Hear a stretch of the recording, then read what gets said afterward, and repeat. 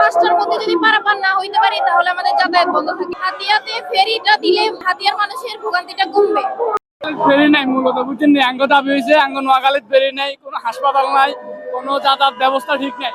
কালকেও লঞ্চে আঙ্গ একজন রোগী মারা গেছে।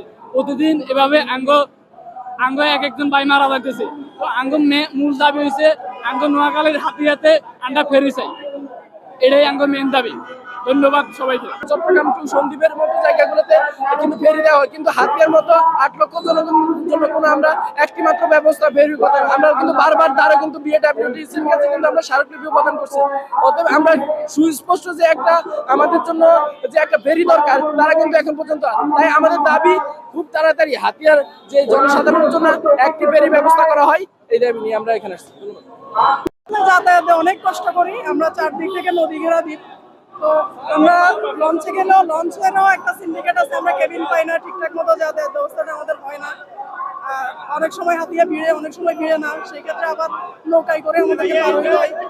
এটা হচ্ছে যে আসলে আমরা অনেক কি বলবো, এটা জিম্মি বলতে পারেন পরিবহন সেক্টরটা। আমাদের বিভিন্ন সময় বিভিন্ন জনপ্রতিনিধিরা আসছে, ওনারাও নিজেদের ব্যবসা চালাইছে, কখনো আমাদের উন্নতির কথা চিন্তা করে নেই। সর্বশেষ দাবি হচ্ছে যে অনতিবিলম্বে আমাদের ফেরিটা যাতে দিয়ে দেয়, আমরা আমাদের যোগাযোগ ব্যবস্থাটা যাতে একটু ভালো উন্নত হয়। আমরা হাতিয়ার মানুষ নদীমাতৃক এলাকায় বসবাস করি। আমাদের চারপাশ দিয়ে নদীপথ ছাড়া আমাদের আর কোনো জায়গা নাই চলাচলের। তো আমরা হচ্ছে সিডাক, স্পিড বোট, ট্রলার এগুলো দিয়ে যাতায়াত করা লাগে। বিকাল 5টার মধ্যে যদি যাতায়াত করতে না পারি, মানে এগুলো দিয়েই চলাফেরা করা লাগে। 5টার মধ্যে যদি পারাপার না হইতে পারি তাহলে আমাদের যাতায়াত বন্ধ থাকে। তার মধ্যে স্পিড বোট বন্ধ থাকে, তারপরে ট্রলার মাঝে মধ্যে ছাড়ে না। ঢাকার লঞ্চ অনেকদিন ধরে বন্ধ। আগে মোহাম্মদ আলী থাকাকালীনও আমাদের কোনো পরিবর্তন আসে নাই।